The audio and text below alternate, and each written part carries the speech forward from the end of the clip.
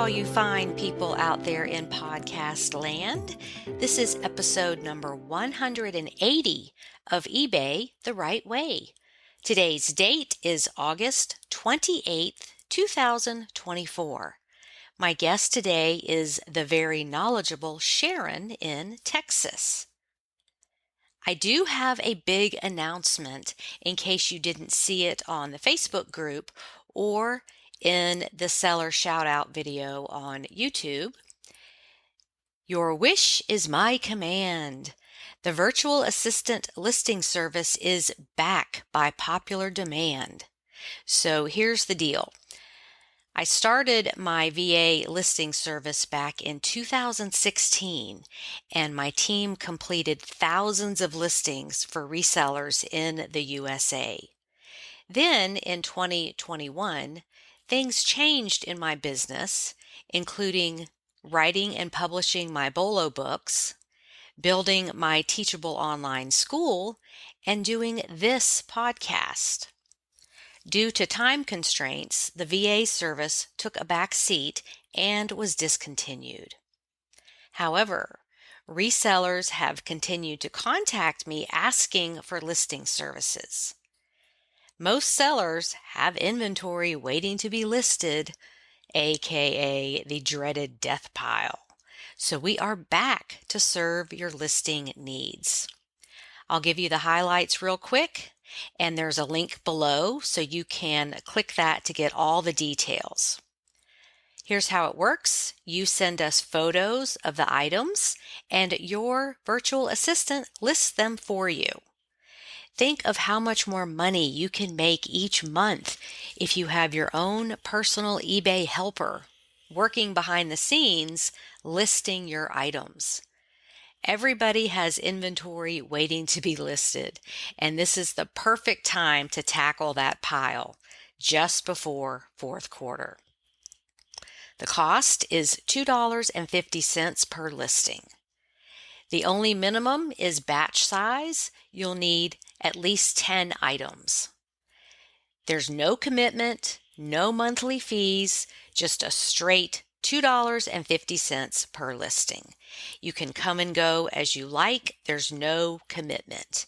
And we use the eBay multi-user access feature, which is standard protocol now. So it's perfectly safe for your VA to have limited access to get your listings done. So just imagine a moving pipeline of items being listed behind the scenes while you do other things. Wouldn't that be great?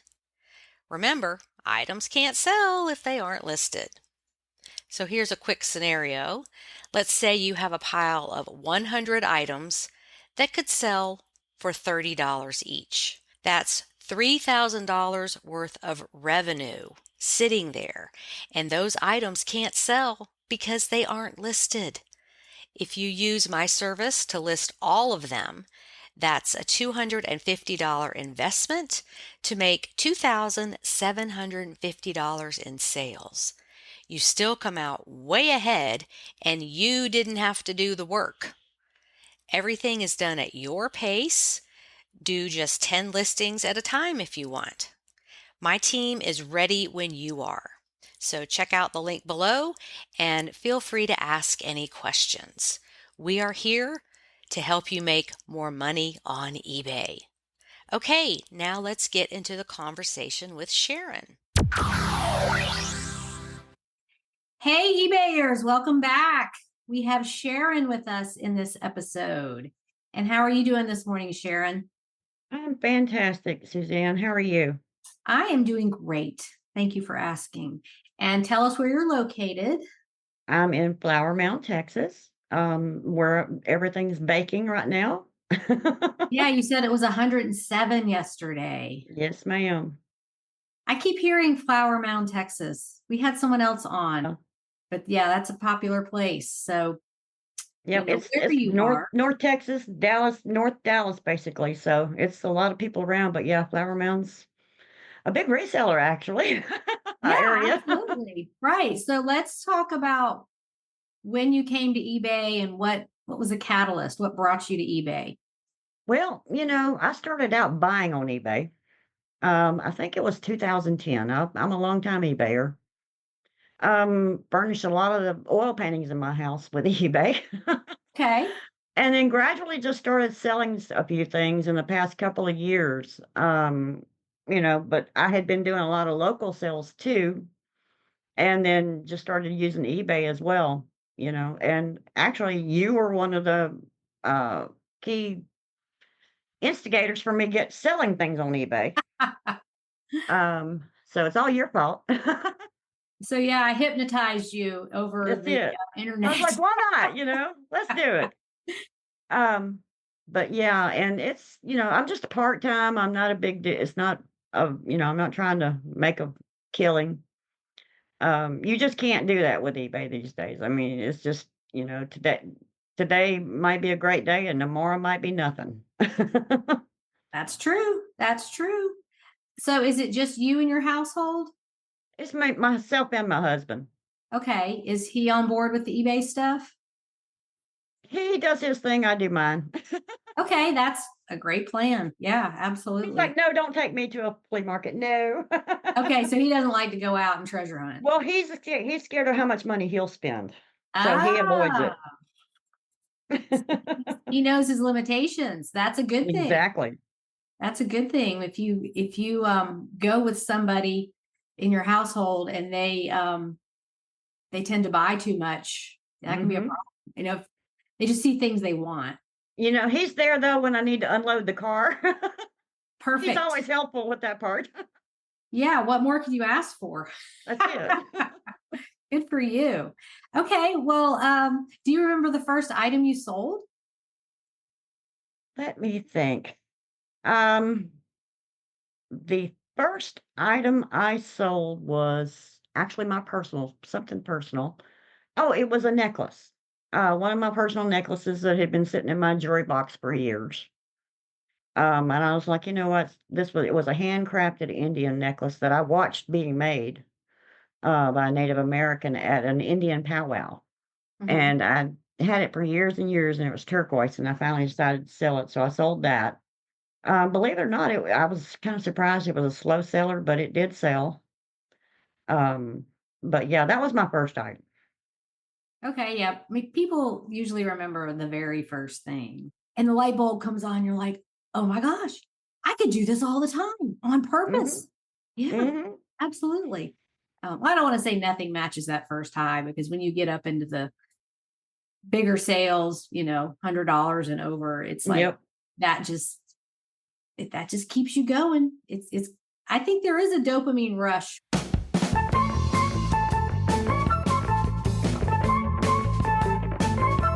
with eBay Yeah, with big time. reselling. Big Yeah. time. I mean, I heard one of your podcasts the other day, and I forget who you were talking to. Now, I think it may have been Cheryl, Okay, in Cheryl in Ohio. Ohio. Okay. And you guys were talking about, going through the box with everything that you just don't know what you're going to get when you get the lot. And that's my usual way of purchasing things is through the auctions.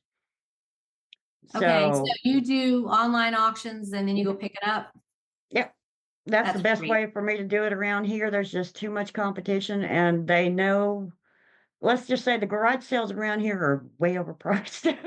Well, yeah, there's that. And we chatted a little bit before we started recording, and you Mhm. also have chronic back pain. Yes. I hate to keep bringing that up. No, but you're But right. this is a world I've never been in where it's hard to go places. It's Mhm. hard to get in the car and drive. It's hard to Yep. stand for very long. And I just think those online auctions are a wonderful solution because They you really, you really have are. the time and space at home. Like some of them go for a week or 10 days. So you have plenty of time to figure out what you want to buy. Yep. And you don't have to worry about so much the physical part of being out there and standing, being on your feet for hours.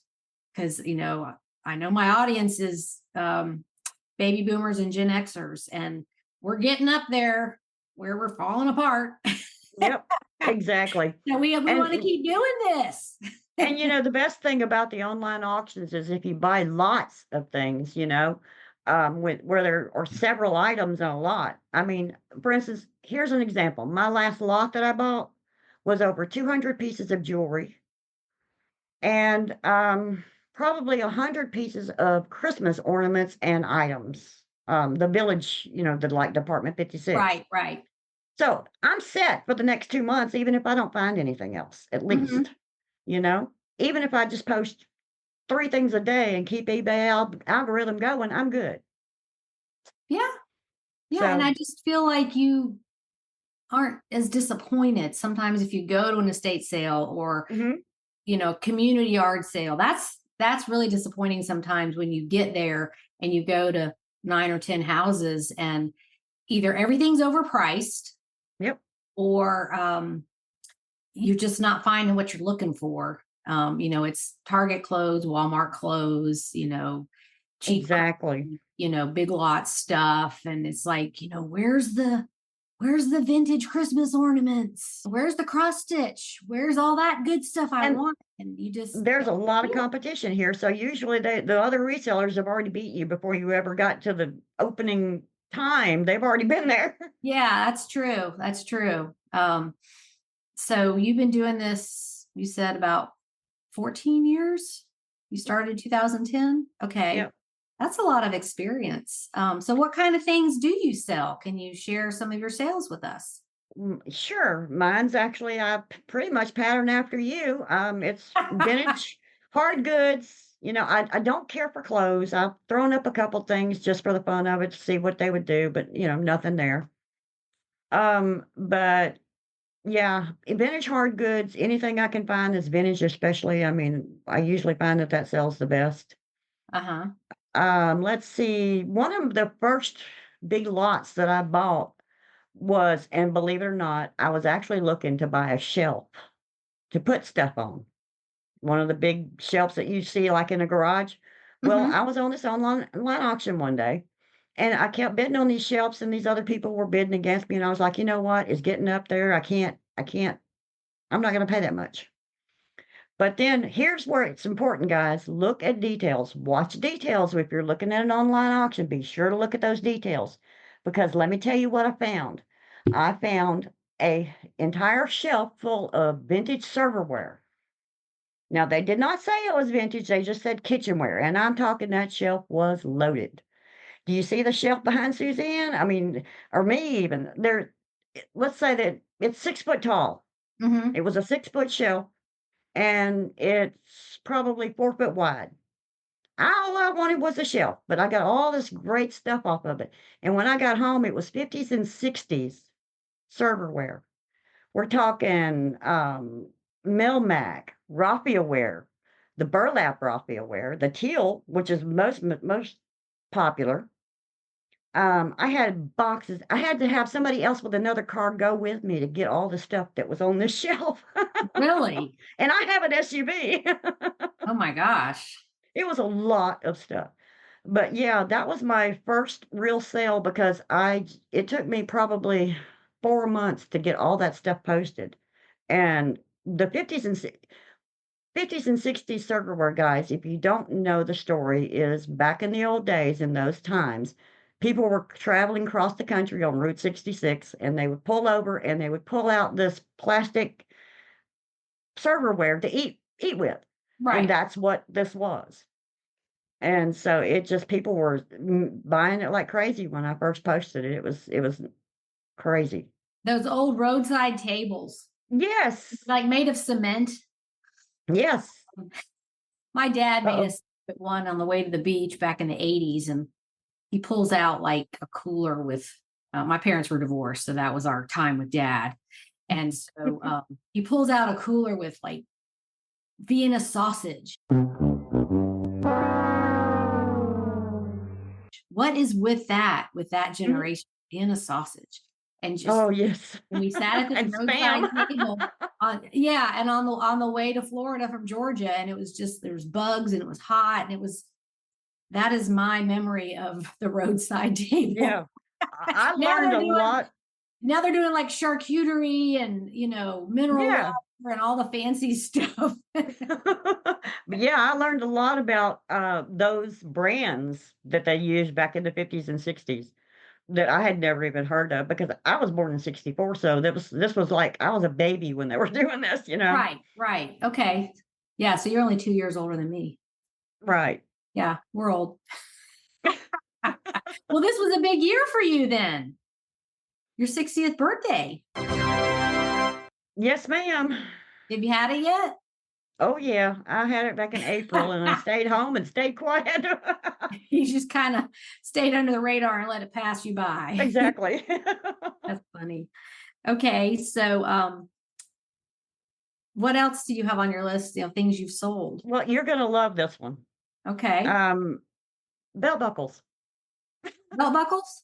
Belt buckles. Oh, yes. Yes, I love those. Um, one of my actual good buys at an estate sale that I actually went to, I went in one day, and here's a thing to tell you guys. When you go into an estate sale that looks like a hoarder's house, and if you see that they really do have some good items, ask them if they have a disposable box.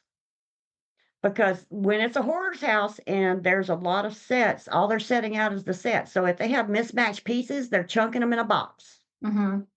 Or if they have pieces that they just doesn't go with anything else in the house, they're chunking it in a box. Mm-hmm. And that's how I got this box. This was a box of belt buckles that had a bunch of miscellaneous stuff in it. Mm-hmm. I got 65 brand new, in wrapped, the rodeo NFR buckles from 1970 all the way up to 1992. Wow. 65 of them. Now, in that box also was there were like 4 vintage Barbies, and let's see what else was in there. Anyway, yeah, there was a little bit of a the lighters. There were a couple of vintage lighters, that's what it was. So out of that box, guys, out of those belt buckles, they weren't, I mean, I didn't make a killing off of them, but it was a great bread and butter buy. I was making $10 and $20 in sales every day off of these belt buckles. So you did list them all individually? Each individually. And some of But them that were was worth more than then others. pretty I easy think, though, because it's just like the front and the back. right. Some of them, there were some odd ones, like there was a Coca-Cola one from the 1960s. You know, there were a few odd ones, not just rodeo buckles. And some of those I sold for like $60. Um, you know, there's certain ones that you can buy that there's collectors that are really looking for them. But yeah, every single one of those belt buckles sold. Every single one. It just took a while, Nice. but every single one sold. And how much And did you out of pay for those the whole box? $25, by the way. Okay, so like maybe one sale paid for all of them. Yeah, exactly. And then everything else after that was gravy. Now, one of those Barbies had a special outfit on it that I had no clue about. And somebody actually, another reseller, thank goodness, came back and said, "Hey, look, just so you know what you have here, Mm-hmm. you need to make sure that to auction this." So a reseller, was it when you had the listing up or was it someone Oh, that well, I saw was you asking buying? someone about the Barbies and how I Okay, would know, learning, because that's the thing, when you buy things like this, you have to learn about everything. right. So I was researching these Barbies, and I was on Facebook one day, and I asked someone about these Barbies, and the reseller came back, messaged me and said, "Don't take anybody's offer on this. Go auction it, because this is what you have." Thank goodness for that reseller. I Because know, I isn't did that sell, great? I love the eBay community. but I ended up selling it for 150. Nice. And it wasn't even for the Barbie, it was for the clothes. Right. I don't get that. I guess it's just a collectibles thing, it's an item's value is determined by what someone will pay for it, Yeah. and you and I were like stewardess Barbie, who cares? But Mhm. people out there are like, oh my gosh, I've been looking for that for years, and Yeah. they'll pay up, and um it's just getting the right person that Yeah. waiting for them to see it, want it, need it, and just being patient. Did it sell really fast, or It did you sold auction immediately. immediately? As soon as I posted it, the auction went, and, but the auction was going for, like, it, of course, 7 days. But, I mean, as soon as I posted it in the auction, people started bidding. Mhm. And it, like I said, it went up to 150. And this suit, guys, I don't remember the name of it, but it was silver with little fur lining, and she had the boots and the earrings, and it all went together. Oh, and the sunshades, and it all went together perfectly. And that little outfit was in perfect condition. So you made several $100s off of that box you paid One 25 box. for. I And love that's it what when I that say. happens. That's how I do it, because that, even if you, like you said, sell one item, the rest of it's gravy, you Yeah. know, depending on how good you buy. I mean, there's times I've had bad buys. We all do. Oh yeah. Yeah. But yeah, there's my belt buckle lot. Those little NFR rodeo buckles are big collector's items. And I have seen them thrown in with miscellaneous things. I've got one Mhm. sitting right here to list. It's a Vietnam Veterans Airborne Mhm. buckle that was I bought off of a online auction. And I mean the stars just aligned for me recently. Because I was like, oh, how am I going to get inventory now? And I got to start over. And of course, everyone's been so generous sending me things, but I'm still doing the online auctions. And so I bought a bunch of stuff from this guy, uh, perfumes and little smalls, that are easy to deal with. And I was like, how much will it be for you to ship this to me? And he's like, oh, well, I live in such and such, but my auction house is, an hour and a half away over here, and I can just bring them to you.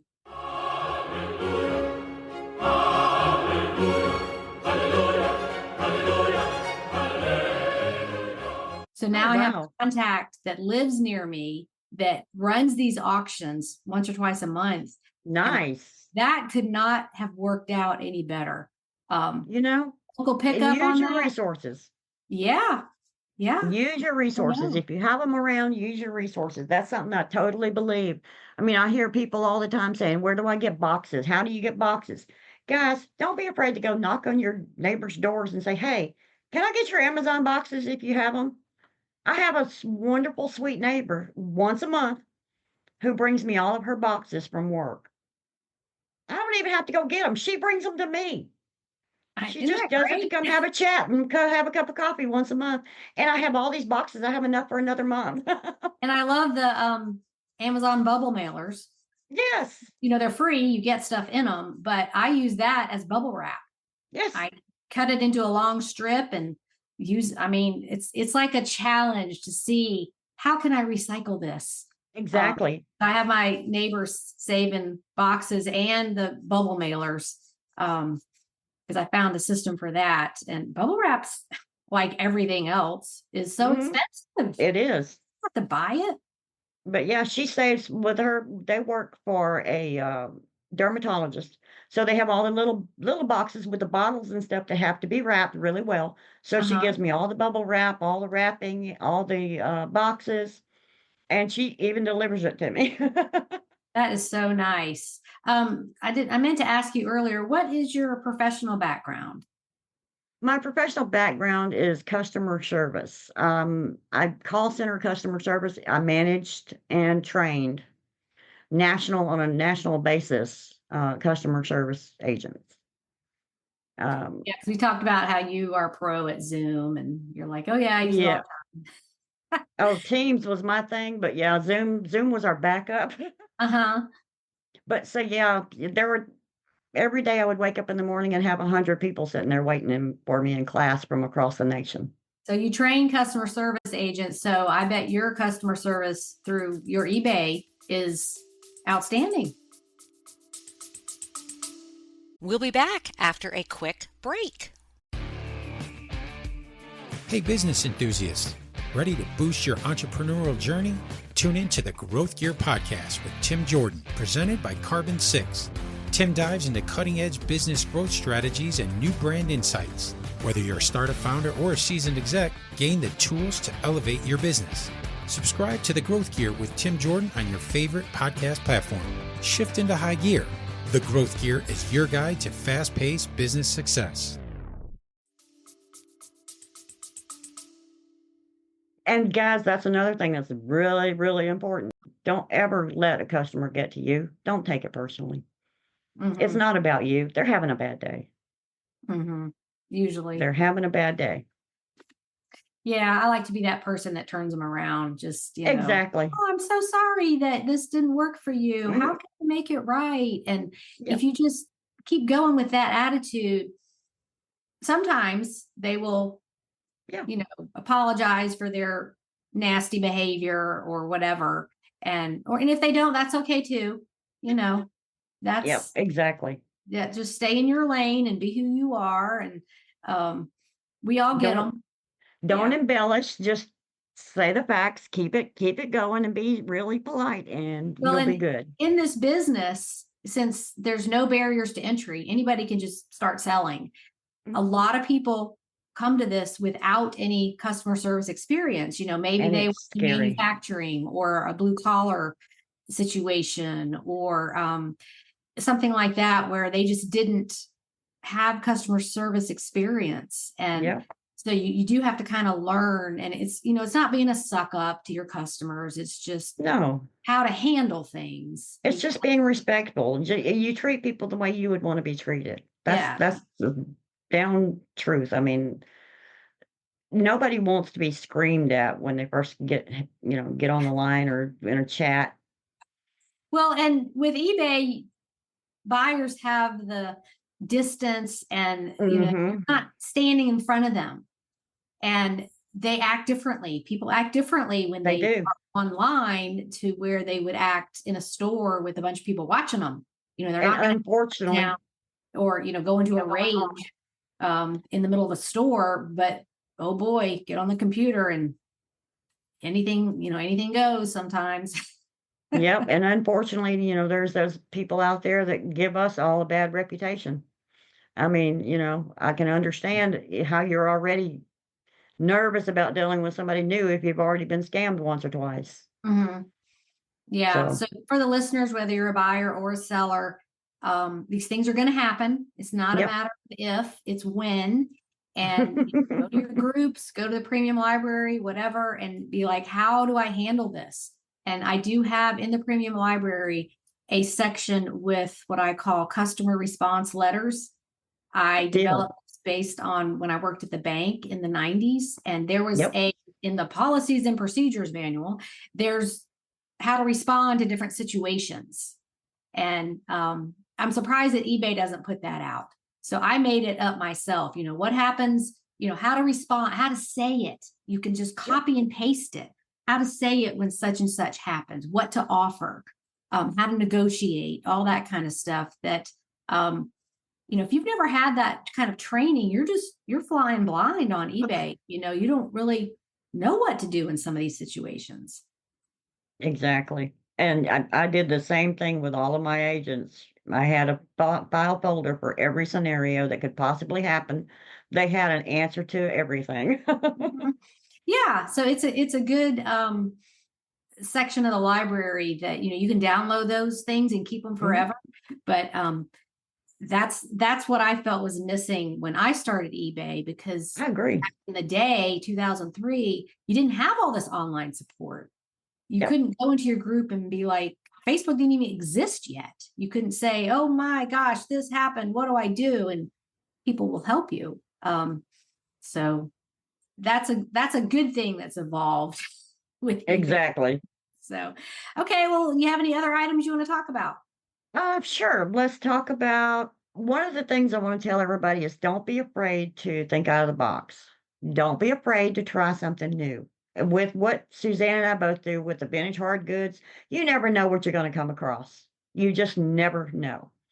I mean, one day I saw where there was a pocket watch online that I have no clue what to do with a pocket watch, guys. I know nothing about them. But I took a chance because nobody was bidding on this little pocket watch. So I paid for it with taxes and fees. I think it cost me $1.24. I sold that thing for $125, guys. Really? And was it working or was it for parts? It was for parts. Okay. It was for parts. It wasn't working, but whoever their pocket watches are a big thing. If you get the right one and the right collector, apparently I just lucked up and got the right one. I've done a couple more since then just for the fun of it, just to see how I do. And every one of them I've sold for over $100. But you always just want to make sure to do your research before you just go buy any pocket watch because you can lose if you're not careful. Yeah. But yeah, the last one I sold was a nice working one from 1890, I believe, and it was an Really? Elgin, Elgin. Okay. and it was an Elgin pocket watch, and it was working with the original leather. I forget what you call that thing that attaches to it, pocket fob. And Mhm. I sold that for 130 just recently. Wow. Good sale. So don't ever be afraid to try something new. Hmm. If you see a chance, where you see where nobody's bidding on something and you think, well, you know what, let's give it a shot, go for it, try it, learn about it. I mean, I'm learning about jewelry right now. I didn't do jewelry, but I'm learning. I'm testing jewelry and I'm doing everything else. Yeah, I find jewelry very overwhelming. It It's just, is. there's so much to it. There's so many different brands, and as again, we're old, it's hard to see. Mhm. Yeah, we have our readers, we have a jewelry loo, but still, it's Yeah. such tiny writing. Well, I mean, there's so many fakes out there too. I mean, I'm learning how to test because I've actually found 3 rings in this last batch that were marked, but they're not what they say they are. So, how do you test your jewelry? I use the acid tester. And can you? My sister actually is another reseller, by the way. She lives in Louisville, Texas, and we kind of support each other. Mm-hmm. And so yeah, she taught me how to test it and everything. So I bought a tester in here recently. I've been going through all this 200 pieces of jewelry testing it. So it's a chemical that you dab on there and it changes the color, or how does that work? Well, what it is, there's a little slate basically, and you scratch the jewelry onto it. It won't hurt the jewelry, but you scratch it onto it, and then you use the acid to drop onto that scratch. And the color of the acid, what color it turns, tells you what it is. So if you're thinking it's silver, that you might want to, might want to try the sterling one. You might want to try the silver one or the platinum one to see which color appears. Just know what it is. Okay. Gold acid, that I think it starts out with 10 karat, and you have like 4 or 5 acids to use. But you start out with a 10 karat, the 14 karat, and it goes all the way up to the 22 karat. And you just try each acid Okay. until So you I'm figure out what it is. looking on Amazon right now, Mhm. and unfortunately, podcasting does not have visuals. So it's $30 and Yep. it's 2 testing stones. Yep. And I recommend getting And the one with the box. and then there's 7 different vials of chemicals Yep. that test for different things. So 10 karat, 14 karat, 18 karat, 22 karat, silver, platinum, and then some kind of generic one, acid neutralizer. The So, neutralizer is what you put on it to clean your slate, basically. okay. But yeah, you use that to basically And clean your then there slate when is you're done. a little video, how they do on products on Amazon. And it's important to use those videos because there's some tips that the testers do not tell you about. There's some Okay. great tips. Okay. Good.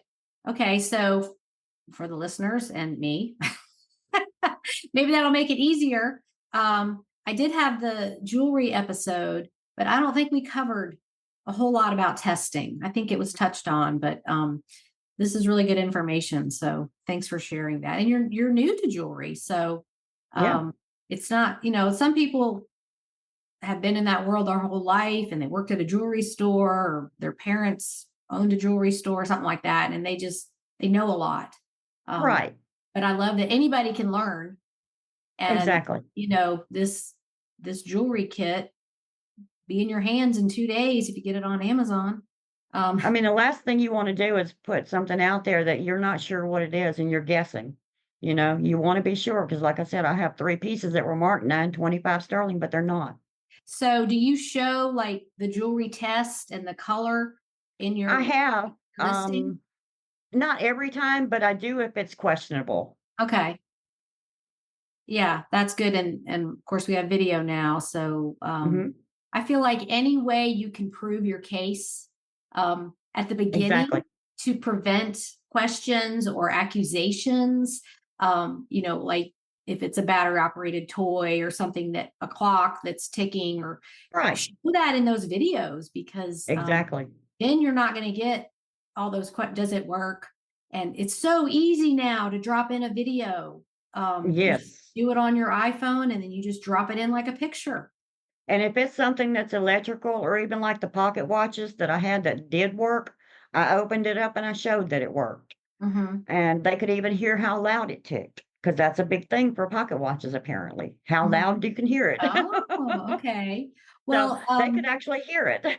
I feel like the technology is really improving for us, and it literally takes a minute.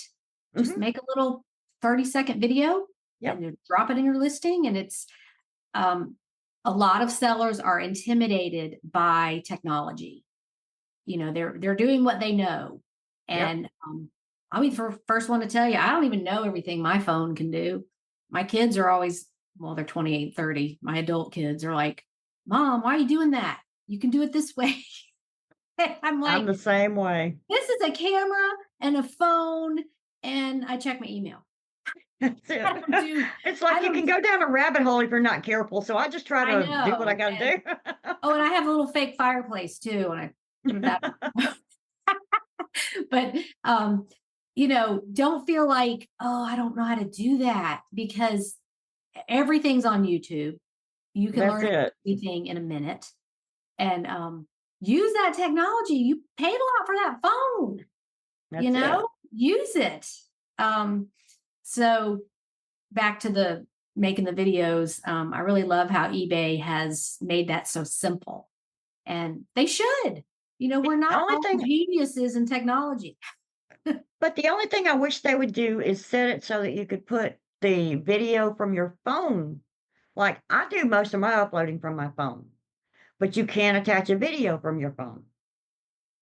Oh yeah, you have to drop it over You to have your to do it from a computer. desktop. Right. Well, do So you use AirDrop? I do, but still it's half the time it let's Yeah. just say our frontier here is not the greatest some days. Right. So for the listeners, AirDrop is a fantastic tool. It basically just, you select whatever is in your photos or videos, and then you click AirDrop and it goes to whatever device you have selected. And it's just so easy to move stuff around that way. A lot of Mhm. people don't even know what that is. Maybe I should do a podcast on um, eBay technology you did not know. That's a good idea.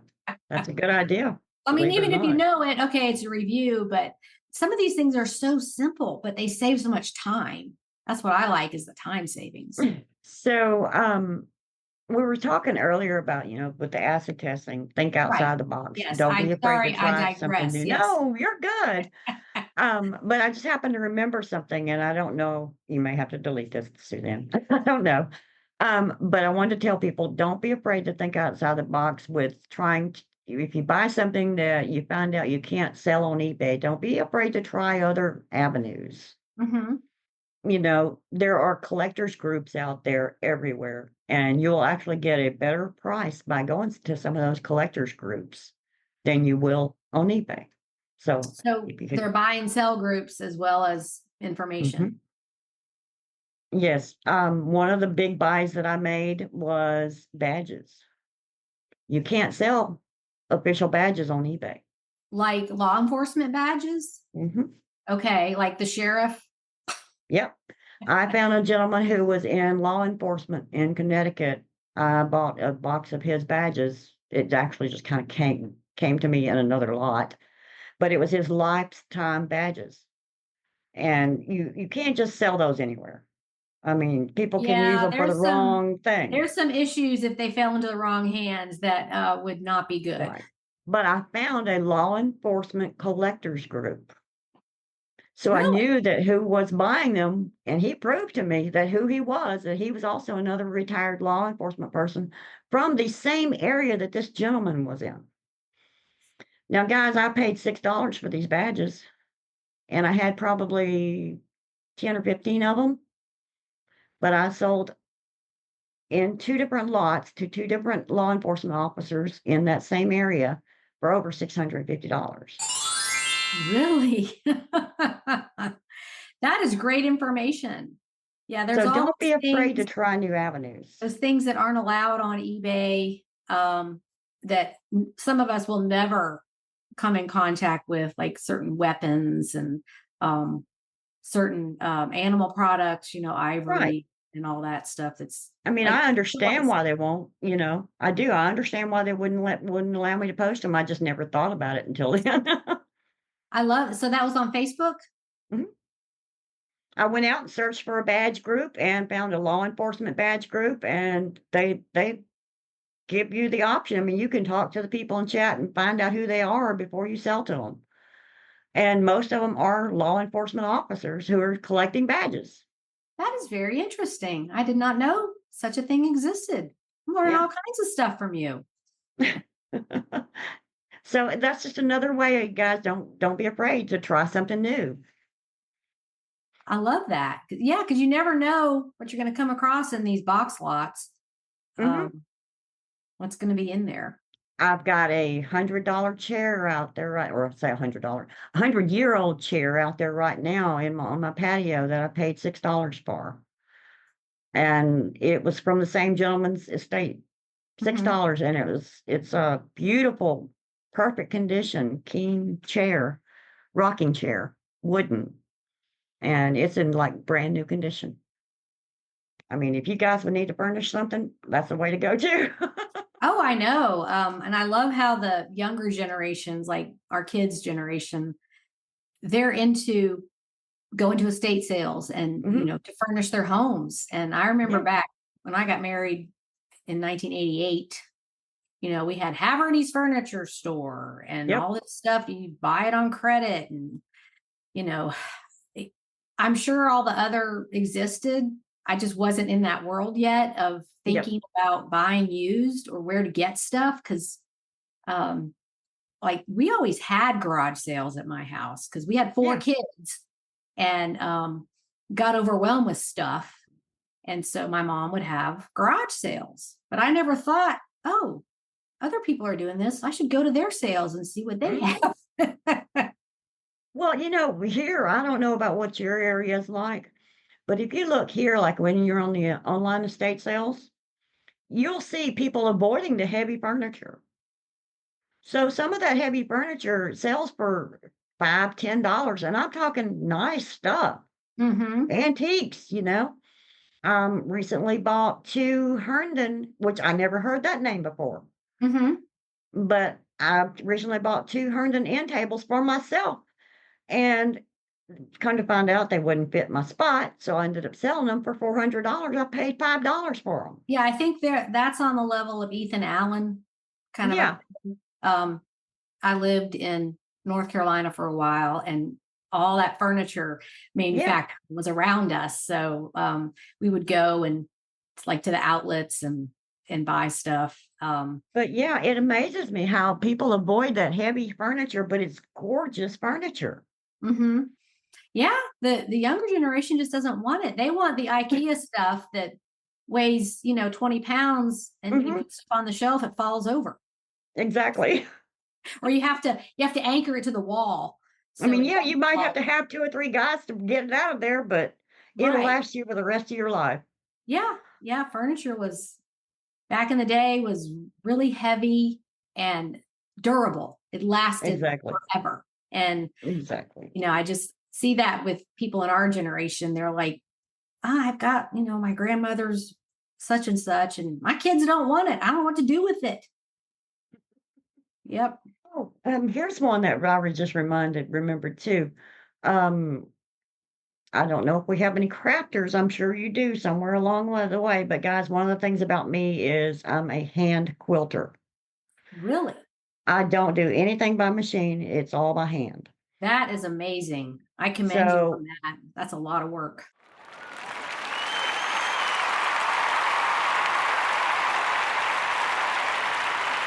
one of the first things I ever sold, I walked to somebody, I was at somebody's garage sale, and the granddaughters were selling off their grandmother's quilts. And Mhm. they were all hand stitched. Most of them were over 100 years old, and there were like 10 of them. And they sold them to me for $4. And they were going to throw them away if Ah, they didn't sell. And these were beautiful quilts, guys. I sold every one of those quilts for over $100 in a quilters group. I bet. but I went specifically to a quilters group, and they every one of those people purchased them. So I'm going to So put you on the spot here and take a okay. minute to think. What are the top 3 most difficult quilt patterns? Oh gosh. There's one right now that I haven't even tried yet. I don't even know if my back's going to let me do it, but I have it in the pattern in my thing to do. It's a Civil War pattern, and I forget the name of it, but it's a sampler, Mm-hmm. and it's huge. It is huge. So every square is something different and something new and something totally. You have to learn everything all over again. Okay. So it's like So a that's going to be one of your hardest. conglomeration Yeah. of a whole bunch of different patterns. Exactly. And this thing probably has 60 squares. Oh, you'll be So busy. there's a lot. And it, for one quilt, usually takes me about a year. Yeah. And that quilt will probably take me 3. Mm-hmm.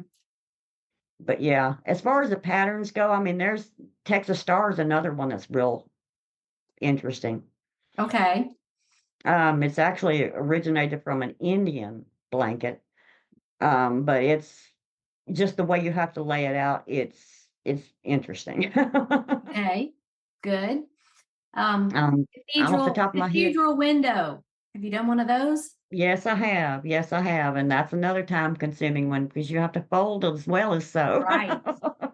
So in my research, I think these are in my BOLO books. Like I put a different one in there each time, but Mhm.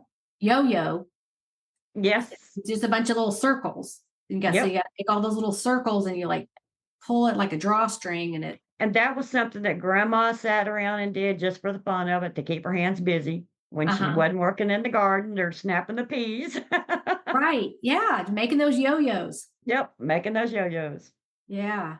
Okay. Well, I There's didn't. another one, Grandma's basket. Oh, wait. Is it Grandma's flower garden? That's supposed to Grandma's be flower really garden. interesting, Yeah, too. with the Yeah. basket. Yeah. Oh, in the basket. Okay, yeah, I know what that looks like. That's something I want to learn to identify are all the different types of Mhm. quilts. I went through my cross stitch Martha Stewart phase in the 80s and 90s, so I kind of got that out of my system. Right. But oh, you know what? My sister has taken up crochet and she's making these beautiful Afghans and she's teaching my daughter how to do it. So that's a thing now. Crochet is big as far as It's like coming back. It sure stress is. relief, and it's a very meditative activity. And And that's why I do quilting because I can sit on the couch if he's watching TV because I'm not a big TV fan.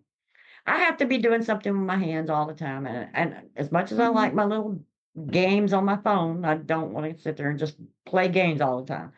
So I try to make it useful and try to make myself useful while he's sitting there watching TV and I'm watching with him. I'm quilting. I love that because you want to see some results of your time. And when you're just Exactly. playing games on your phone, it's okay, it's a little meditative. You don't have anything to show for it. But that's like me. I'll go make a video. I'll go make a pod. All the things Yeah. I'm virtual now, or work on my next BOLO book. Which yes, there will be a next one. I have this giant spreadsheet where when I find out about things, I put it in there, and then I research it and put the book together. So Yep. I'm always on the lookout for things that are trending or like that I didn't know. So, but I love that when you want to be busy and doing something, but then you want to see the fruits of your labor. Right. Exactly. Exactly. Yeah. Okay. Let me ask you a question. Sure, go ahead. Have you noticed here lately with any of your sales, people are starting to buy Christmas? Well, I can tell you from previous years, it sells all year. Yeah. I just noticed my last 3 sales, guys, were for Christmas gifts. Mm-hmm. Every one of my buyers said they were for Christmas gifts. So Christmas is getting started. People are starting early because it's harder to afford right now. People are having a hard time with the economy. So they're shopping early. And Well, that's and what I've been told 3 times. I did buy on the online auction a lot of mini perfumes, mini Mhm. fragrances. They're in my listings. I show them next to a penny. That's how Mhm. tiny they are. Right. But they're full and they're new, which is the only kind that are allowed.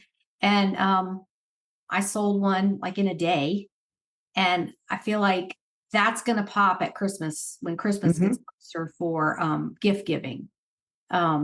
So I hear what you're saying, like not just Christmas themed items, decorations, ornaments, but Waterford things that could be given as gifted. gifts. Yeah. Waterford was, 2 of those, items that I sold was Waterford crystal. People are Nice. buying a lot of Waterford for Christmas gifts right now. Just recently, I had a lot that I bought.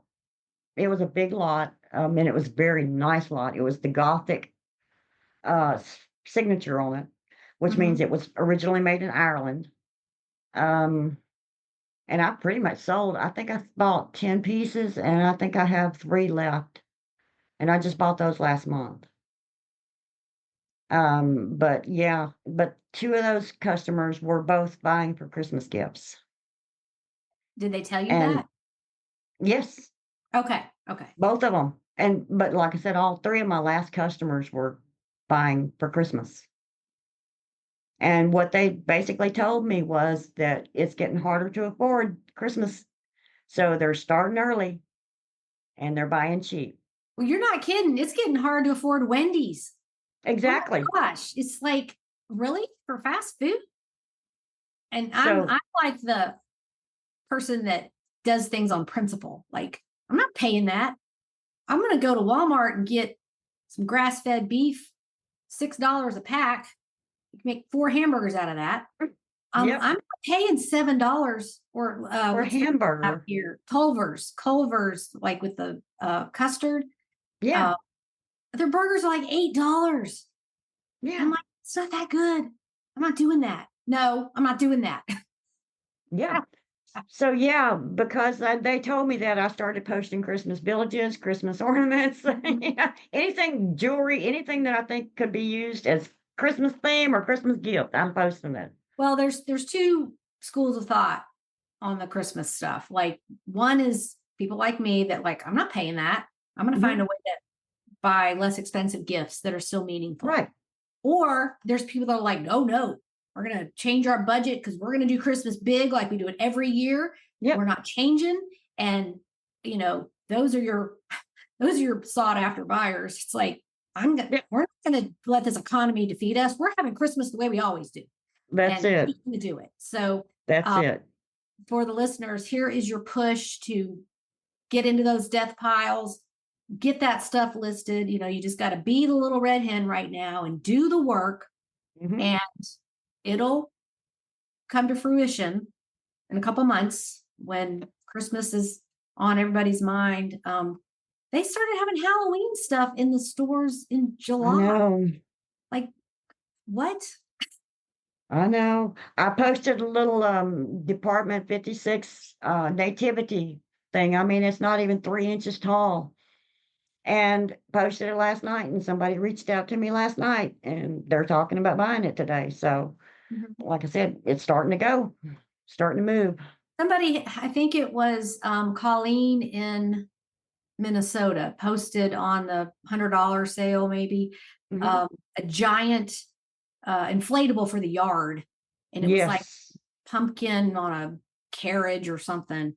It was inflatables are big. they paid up for that thing, and it's Yeah, just people love their holidays. Some people just like Halloween is their favorite because it's parties and dressing up and candy, and you don't have to buy gifts for people, and you just have fun, and so they love Halloween the best. and you know what's funny? One of the best sales I had was a Fitz and Floyd vintage Halloween cracker dish. And I've never seen another one like it, but I picked it up one day at a garage sale for $2. And the lady was so happy when she got it. It wasn't funny. She said that she'd been looking for it for 4 years. Oh my gosh. So vintage Fitz and Floyd Halloween stuff is a big deal. Yeah. Yeah. That's great. Okay, well, we have made it through the hour here. Wow. Did you want to answer the question at the end as far as giving advice or a tip that we haven't covered? Um, yes, but my biggest advice is don't always listen to everybody you hear, and not with the exception of you, Suzanne. But you got some people out there who will mislead you, and it's, how do I say this? Because it works for them doesn't mean it's going to work for you. I have plush up here I can't sell. I have clothes I can't sell.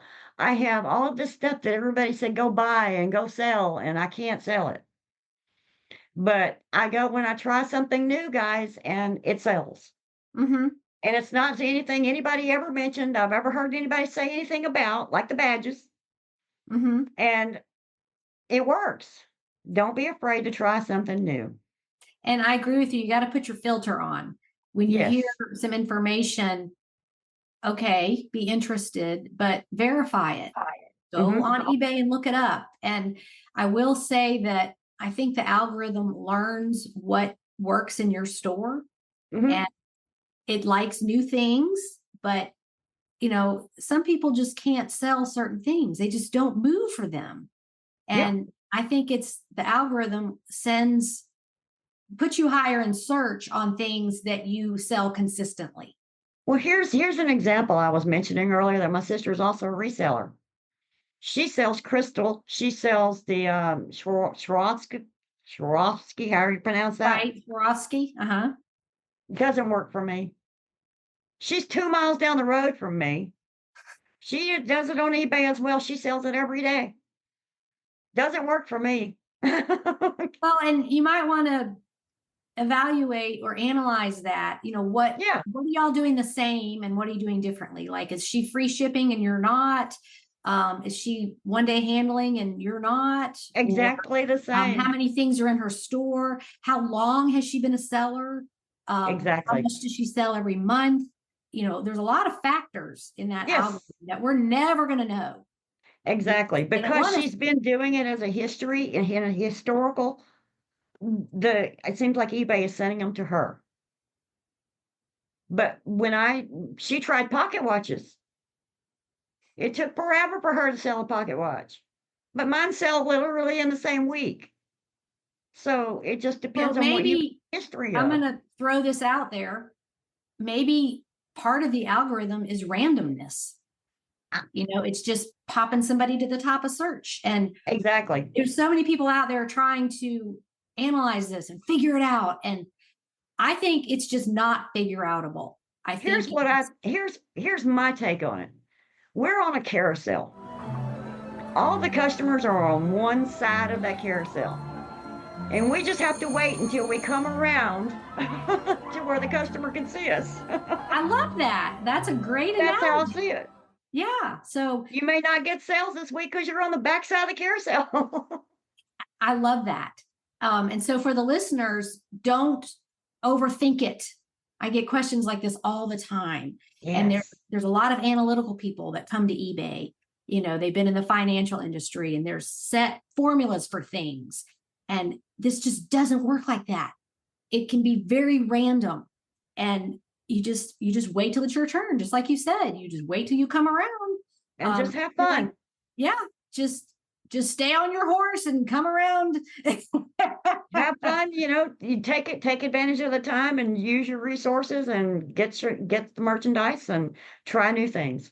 Yeah, and you can always be doing something on your eBay business, whether it's looking for inventory, listing, taking pictures of what you're gonna list, going through your inventory and getting rid of dead stock that isn't moving and gets no views and gets doesn't come up in your best offer workflow. I mean, there's always something you can be doing. And eventually you're going to get sales back. The carousel's going to come around. That's right. Absolutely. Well, Sharon, thank you so much for making the time to come on today. What are you up to this afternoon? Kind of what you just said, cleaning out inventory. Doing all those tasks. Posting all this 200 pieces of jewelry. Okay, back to the jewelry. All right. Well, I hope this was a welcome distraction from that. Thank you so much. I enjoyed it. Okay, thanks. We'll see you on the group. Bye. Bye. Instead of a trivia question today, I'm going to give you some information. We talked about the customer response scripts in the premium library. Let me give you an example of one so you will understand how these can be used. So the title of this one is Item Returned, Missing Parts or Pieces. You may receive a return with parts or pieces of the original item or shipment missing. Do not assume that this is intentional or that the buyer is deliberately being dishonest. People are human and they make mistakes. If this happens, you want to start a conversation about the missing parts or pieces through the eBay messaging system so that the situation is documented.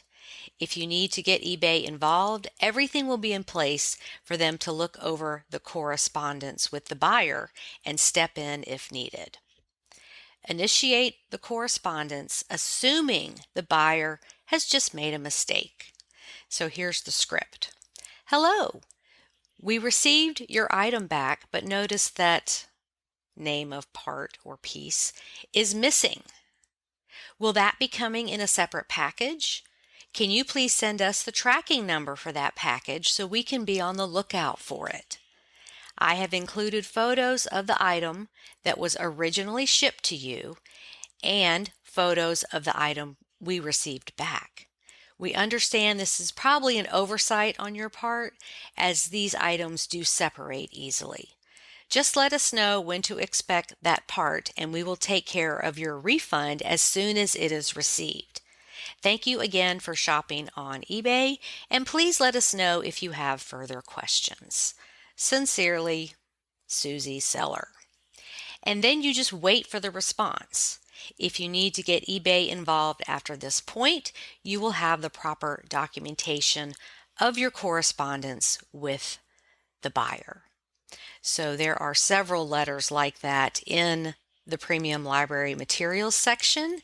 If you ever need help drafting a response for a particular situation, I've already done that for you. Okay, next week my guest is Molly, who has been selling on eBay since 1998 and sells full-time. She retired early in 2018 to live her dream of staying home and selling on eBay. And that dream has been her life. So a happy story there. Okay, that wraps up episode number 180 of eBay the Right Way. Thank you all for tuning in this week and every week. Happy selling, everybody. Bye for now.